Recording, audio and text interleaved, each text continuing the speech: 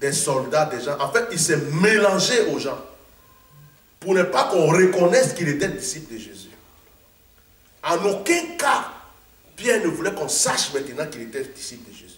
Parce qu'il faisait quoi? Il avait peur pour sa vie. Il avait peur.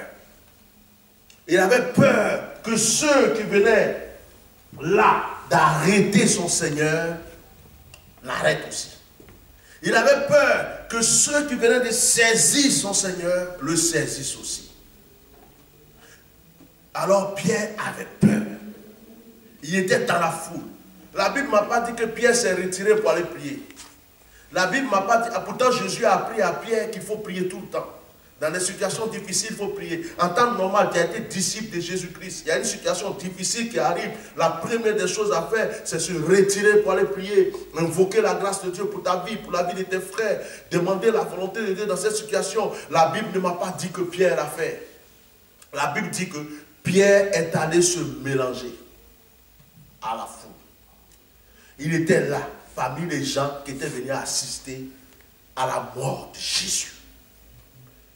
Mais Dieu, écoute-moi, tu peux te cacher où tu veux. Sa parole s'accomplira dans ta vie. Yes. Cache-toi, creuse un trou, rentre là-bas. Même tous les bétons que tu veux en dessus, pour t'enfermer encore dans le trou. Ce que Dieu a dit dans ta vie s'accomplira. La parole de Dieu pour quelqu'un aujourd'hui s'accomplira. La Bible dit, une servante, c'est même pas quelqu'un d'important. Dieu, pour confondre les gens, il prend des fois des choses faibles, des choses qui n'ont pas de sens, des choses qu'on ne considère pas. Une servante en train de passer, qu'est-ce qu'une servante a à voir avec Pierre? Si on me disait que les gens importants ou les gens qui étaient là avec Pierre assis autour de lui, on dit une servante, elle est en train de servir les gens. Mais Dieu va dire à cette servante, arrête ton service. Commence l'accomplissement de ma parole dans la vie de cet homme. Oh, alléluia. Le Seigneur va arrêter quelqu'un pour l'accomplissement de sa parole dans ta vie. Amen. Même si la personne était occupée, Dieu va lui dire, arrête ce que tu es en train de faire. Va accomplir ce que j'ai demandé pour la vie de mon fils, de mon enfant. La servante, ayant le plateau dans la main, va s'arrêter. Oh, elle oublie qu'elle était en train d'aller servir à une table. Elle s'arrête donc devant. Elle dit, mais cet homme-là, il est parmi les disciples de celui qu'on est en train de... Il dit non, moi Pierre, je ne sais même pas de quoi tu es en train de parler. Pierre, ce n'était pas toi qui avais le couteau tout à l'heure. Mais Pierre, tu oublies que tu as été filmé. Tu oublies que ta photo même est partie déjà partout. Que ton nom, c'est écrit déjà dans la Bible. Tu avais le couteau, tu as déchiré l'oreille. Tu dis, tu ne le connais pas. Pierre dit, je ne sais pas de quoi tu parles.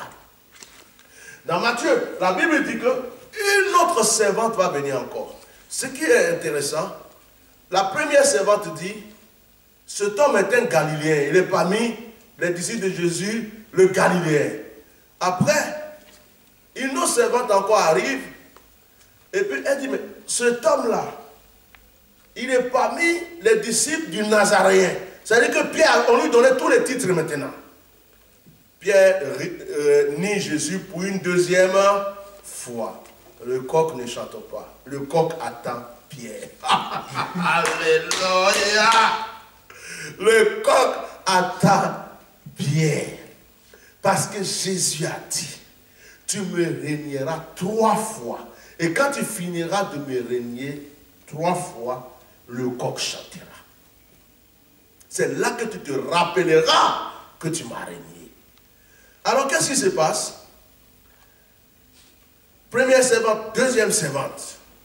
Maintenant, ce sont les gens qui sont assis là, qui parlent. Il y a un qui vient qui dit, mais oui, cet homme-là, il est parmi les disciples de ce Jésus. Parce que on le reconnaît par son langage. Ce qui prouve que on peut reconnaître un vrai enfant de Dieu, quelqu'un qui est collé à Jésus et à sa parole par son langage, par sa manière d'être. C'est-à-dire, il y a quelque chose en toi que toi-même tu ne vois pas. Il y a un langage que tu as que toi-même tu ne considères pas. Tu as un comportement que tu ne vois pas, mais les autres voient et les autres peuvent témoigner en te disant, toi, tu es de Jésus à cause de ce que tu as. Écoutez-moi, ce n'est pas Pierre en ce moment qui rendait témoignage de lui. Pierre était même en train de régner. Ce sont les autres qui rendaient témoignage de lui. Je vais m'arrêter là un instant dans ce mystère pour dire à quelqu'un. Il va falloir qu'à un certain moment de ta vie chrétienne, des gens se reconnaissent que tu es de Jésus-Christ. Pas par ta grosse Bible. Pas par les paroles que tu sors de ta bouche. Pas parce que tu dis aux gens que tu es chrétien. Mais que les gens même te reconnaissent de loin et qu'ils disent, mais cet homme est différent de nous. Il a quelque chose en lui. Elle a quelque chose en elle. C'est Jésus-Christ de Nazareth. Ouh, si je vais m'arrêter là, je peux même terminer mon message sur ce point-là. Mais je vais continuer. Parce que quand on voit aujourd'hui dans les églises, hier j'ai supprimé hier une personne de mon Facebook, pas parce qu'elle m'a dit quelque chose de mal ou elle a fait quoi, rien. Je suis tombé simplement sur une photo de cette personne qui ne m'a jamais rien dit, qui ne m'a jamais fait du mal. Mais je regarde une chrétienne qui prend une photo avec plein de mèches dans le visage, colorées de toutes les parts. J'avais du mal à savoir si elle était devenue chinoise, indienne, quoi. Son visage était démoniaque. Et j'ai dit, mais c'est une enfant de Dieu ou c'est quoi? Qu'est-ce qui lui arrive? J'ai dit, je ne veux pas de ça de mon Facebook. Et je l'ai supprimé de mon Facebook. Je l'ai supprimé de mon Facebook. Pourquoi? Simplement parce que son image m'a rappelé le fils du diable et non pas une enfant de Dieu. Il va falloir qu'à un certain moment, quels que soient tes défauts, quelles que soient les erreurs que tu as dans ta vie, que quelqu'un te regarde pour dire, tu as quelque chose de différent. Tu es de Dieu, tu es de Jésus. Il faut que tu arrives à ce stade où ton langage, ton comportement, ta vie puisse parler de toi-même dans la bouche de d'autres personnes sans que toi-même tu ouvres ta bouche pour parler de toi. Si tu es à l'école, dans un endroit où tu travailles quelque part, on dise, celui-là est différent. Celle-là, elle est différente. Elle est sage. Elle est intelligente. Il est comme ça. Il est ceci. Et qu'on se pose la question, pourquoi il est comme ça? Et qu'on dise, parce qu'il a Jésus. Amen. Non. Amen. Alléluia. Gloire à Dieu. Et la Bible dit que Pierre, donc, va régner le Seigneur combien de fois? 3 fois. Le coq va faire quoi? Il va chanter. C'est au moment où le coq chante que Pierre se rappelle de quoi? Des paroles que Jésus avait dites. La Bible dit quoi? Il va donc se retirer. C'est intéressant parce qu'au moment où il régnait, il était dans le groupe pour se cacher. Le groupe de ceux qui étaient en train d'assister à la mort du Seigneur. Maintenant, qu'il va prendre conscience, Pierre va se retirer dans un endroit pour se repentir, pour pleurer. Oh, je vais dire à quelqu'un ce matin, tu as besoin de sortir de là où tu es. Tu as besoin de sortir du groupe dans lequel tu te trouves, là où on ne voit pas la gloire de Dieu sur ta vie. Tu as besoin de sortir de la situation qui cache l'accomplissement de la parole de Dieu dans ta vie. Tu as besoin de sortir de ce lieu-là qui te pousse à régner le Seigneur à cause d'un verre d'alcool, à cause d'une fille, à cause d'une situation quelconque. Tu as besoin d'enlever le pied et de te retrouver dans un autre endroit. Là où Dieu t'appelle à la repentance. Là où Dieu t'appelle au changement de vie. Et tu verras que des choses extraordinaires se passeront prochainement dans ta vie. Bible dit que Pierre donc va prendre conscience. Et Pierre va faire quoi? Il va sortir de ce groupe-là. Ce groupe qui acclamait la mort de Jésus. Ce groupe-là qui était en train d'applaudir la mort de Jésus. Et Pierre donc va se retirer. Et il va aller où? Se repentir. Il va aller donc pleurer. Il va aller donc demander pardon à Dieu. Le mystère du chant du coq. Pourquoi j'ai dit mystère du chant du coq? Je pense que c'est quelque chose qui doit se produire dans la vie de chaque enfant de Dieu. Il y a un mystère qui est caché dans la chose. On ne peut pas venir me dire aujourd'hui que Pierre ne connaissait pas Jésus. Pierre était avec Jésus. Il était tout le temps avec lui. Mais voici que ce Pierre qui était fidèle à Jésus va vivre une situation qui va maintenant bouleverser sa vie. Pendant que Pierre a vécu avec Jésus tout le temps, avant le chant du coq, la Bible ne m'a jamais dit que Pierre est rentré en lui, a pleuré, s'est repenti ou a demandé pardon à Dieu pour quelque chose. Il fallait que le coq chante. Il faut que le coq chante dans ta vie, bien-aimé. Le mystère du chant du coq, c'est quoi? Le mystère du chant du coq, c'est quand toi, tu comptes sur les dons spirituels que le Seigneur t'a donnés depuis ta conversion. Tu comptes sur ta vie de prière. Tu comptes sur les manifestations de l'Esprit de Dieu dans ta vie.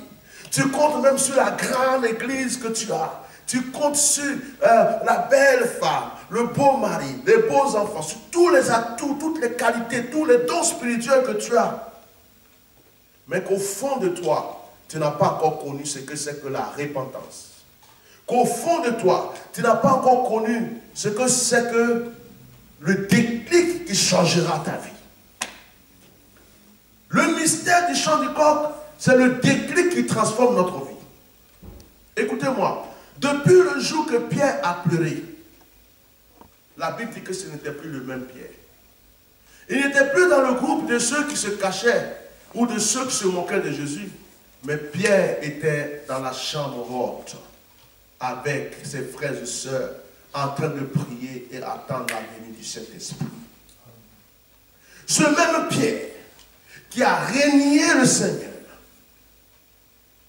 3 fois va être le même Pierre qui le jour de la Pentecôte va prêcher parmi 5000 personnes. Et la Bible dit qu'il y a eu 3000, plus que la moitié, qui ont accepté Jésus-Christ ce jour-là.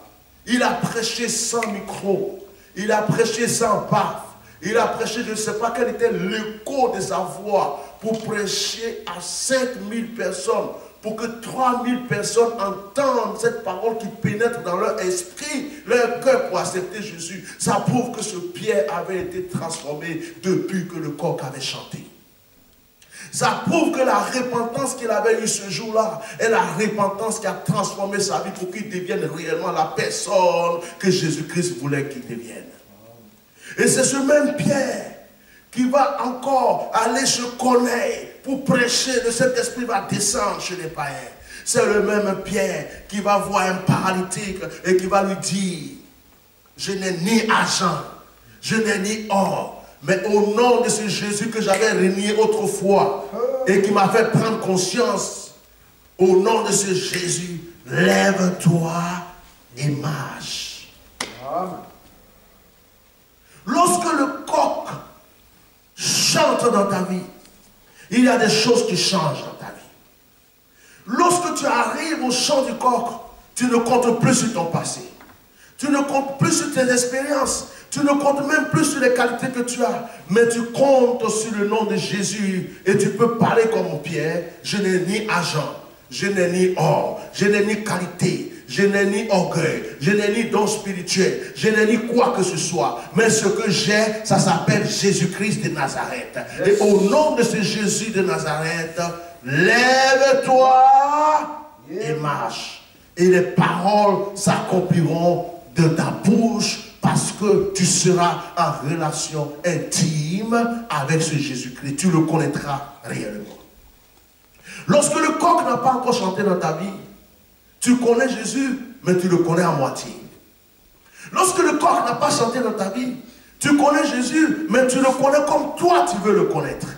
Et tu peux être comme Pierre, avoir, comme je l'ai dit tout à l'heure, ton couteau dans le dos, ton orgueil, ton hypocrisie, ta colère, et ta méchanceté. Et tu ne connais pas Jésus, donc tu as peur même de payer tes dîmes, de faire tes offrandes. Tu as peur même comment on appelle, de prêcher Jésus en public. Notre frère nous disait ce matin qu'il est allé prier hier soir dans un jardin. Il n'a pas eu peur de ceux qui passent et de ceux qui ne passent pas.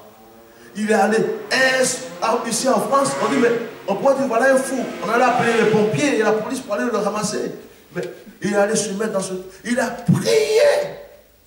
Il a élevé sa voix. Les gens qui passaient se demandaient mais qu'est-ce que c'est cet homme? Parce que son coq a chanté. Quand le coq chante, tu ne considères plus ta vie. Tu ne te demandes pas, est-ce que ce que je fais là, je ne vais pas mourir?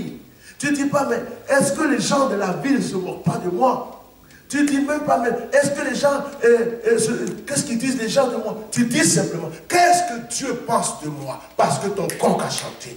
Quand le coq a chanté, tu dis toujours, qu'est-ce que Dieu veut de moi? Qu'est-ce que Dieu pense de moi? Qu'est-ce que Dieu veut que je fasse? Qu'est-ce que Dieu veut que j'accomplisse? C'est ça qui t'intéresse, parce que ton coq a chanté. C'est vrai.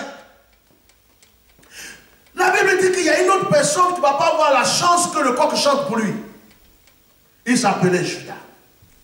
Écoutez, quand je compare le péché de Pierre et le péché de Judas, je les mets sur une balance, pour moi il n'y a pas de différence. Les deux personnes, Pierre comme Judas, ont trahi Jésus. Leur péché s'appelle trahison. Judas a vendu de Jésus. Écoutez, j'ai l'habitude de dire que Judas s'est pendu. Pas parce qu'il a regretté que... Écoutez-moi, je vais vous expliquer pourquoi Judas s'est pendu. Judas s'est pendu. Parce que depuis le jour que cette femme est venue verser le parfum sur le pied de Jésus, Judas était le trésorier de Jésus, celui qui gardait l'argent, et la Bible dit qu'il volait l'argent. On ne savait même pas qu'il volait parce qu'il y avait beaucoup dans la trésorerie. Et qu'est-ce qui s'est passé? Lorsque la femme est venue verser le parfum sur le pied de Jésus, Judas s'est dit, mais on pouvait vendre ce parfum et puis prendre l'argent, et puis donner l'argent aux pauvres. Mais ce n'était pas pour les pauvres qu'il parlait, il parlait pour sa propre poche. D'accord? Mais depuis ce jour, Judas s'est mis une chose dans la tête. Il dit, mais Jésus est important. Si quelqu'un peut venir verser un parfum qui coûte tant sur les pieds de cet homme, c'est qu'il coûte cher. Il coûte plus que le parfum. Donc, moi, ce que je vais faire, l'argent que je n'ai pas pu avoir dans ce parfum, je vais l'avoir avec lui-même. Ce que j'ai perdu dans le parfum qui est versé, je vais l'avoir avec lui-même. Je vais le vendre. Pourquoi on me donne l'argent? Mais comme je sais qu'il est puissant, je sais qu'il a ouvert les yeux des aveugles, je sais qu'il a marché sur l'eau, je sais qu'il a tout pouvoir, il a calmé le vent et la tempête, je sais qu'il peut tout. Le jour je vais le vendre, quand on va l'attraper, je sais que d'un moment à l'autre, il va opérer un miracle pour s'échapper, il ne pourra pas mourir. Donc moi, Judas, j'aurais eu mon argent et lui, il serait quand même libre. Et puis la vie continue. Judas n'a jamais pensé que Jésus allait se laisser livrer. Il allait se laisser condamner. Il allait se laisser tuer. Il n'a jamais pensé à ça. Il a pensé dans sa tête que ce Jésus-là va tout faire pour s'échapper. Mais lui, ce qui l'intéressait, ce n'était pas la mort de Jésus. C'était l'argent de la vente de Jésus qui l'intéressait. Maintenant qu'il vend Jésus, il se rend compte que Jésus se laisse faire. Il se rend compte que effectivement, on va crucifier ce Jésus. Il commence à prendre conscience. Il dit, mais je croyais qu'il allait se sauver. Je croyais qu'il allait opérer un miracle. Je croyais qu'il allait s'échapper. Maintenant, voilà, qu'est-ce que j'ai fait? Oh, à cause de moi, il va mourir. Donc, je retourne réparer ma chose. Et la Bible dit, il retourne, il donne les 30 pièces. Il dit, oh, je crois que j'ai fait une erreur. Hein? Ce que j'ai vendu, la personne que j'ai vendue pour cet argent, je préfère le reprendre. On dit, bon, tu peux faire ce que tu veux. Nous, on ne peut pas relâcher Jésus. Donc, il s'est rendu compte qu'il venait de faire la plus grosse erreur de sa vie. Alors qu'est-ce qu'il fait? Il jette l'argent. L'argent ne l'intéresse plus. Il se rend compte que Jésus a accepté la mort au lieu de se sauver. Et Judas donc va aller se pendre. Judas n'a pas eu la grâce que Pierre a eue pour que le coq chante pour Pierre. Écoutez, cette grâce-là, ça s'appelle la prise de conscience.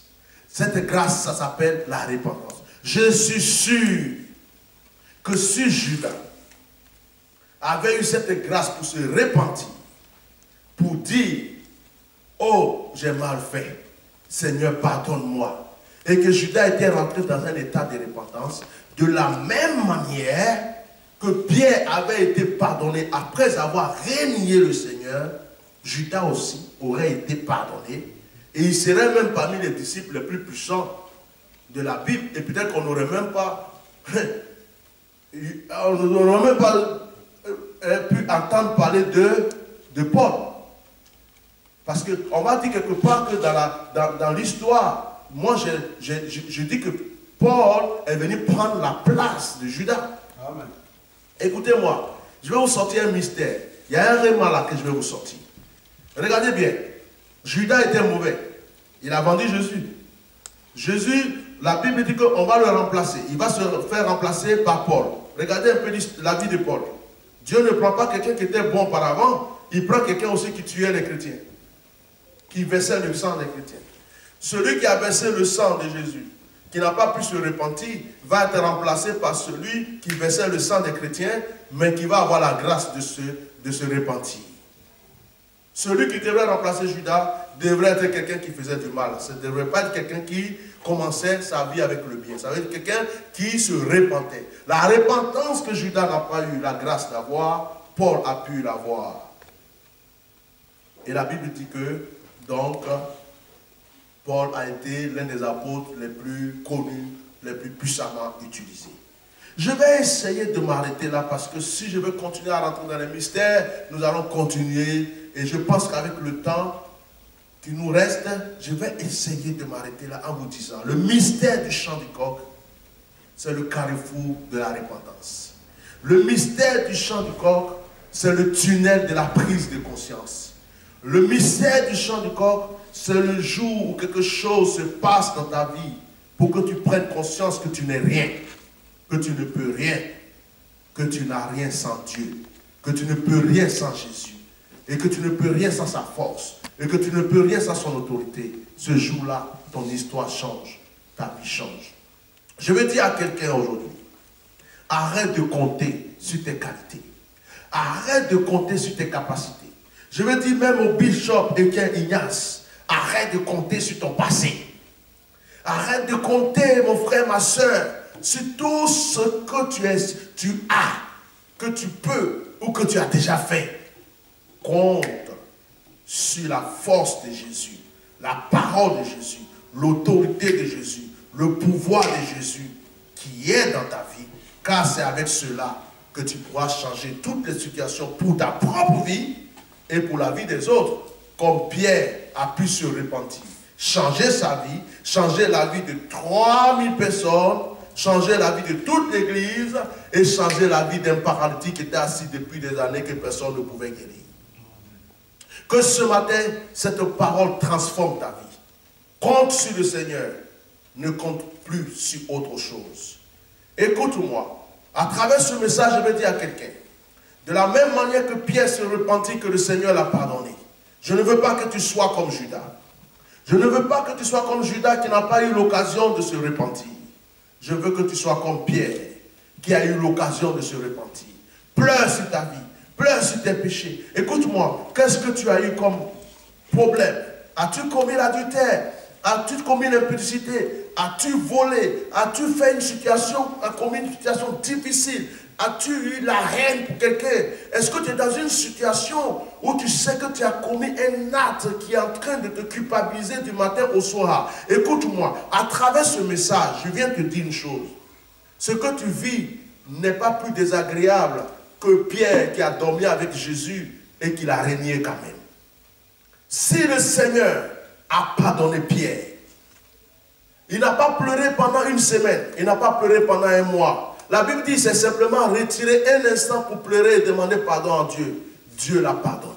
C'est que toi aussi, quelle que soit la situation dans laquelle tu es tombé, quelle que soit la situation qui a brisé ta vie, quelle que soit la situation dans laquelle tu te trouves, qui est en train de diviser ton couple, qui est en train de détruire ton ministère, qui est en train de tuer tes enfants, la situation de péché même dans laquelle tu t'es trouvé, et tu es tombé dans quoi? Tu as fait quoi? David a commis l'adultère, il a tué même, il a tué le mari de cette femme et il a pris la femme. Dieu l'a pardonné.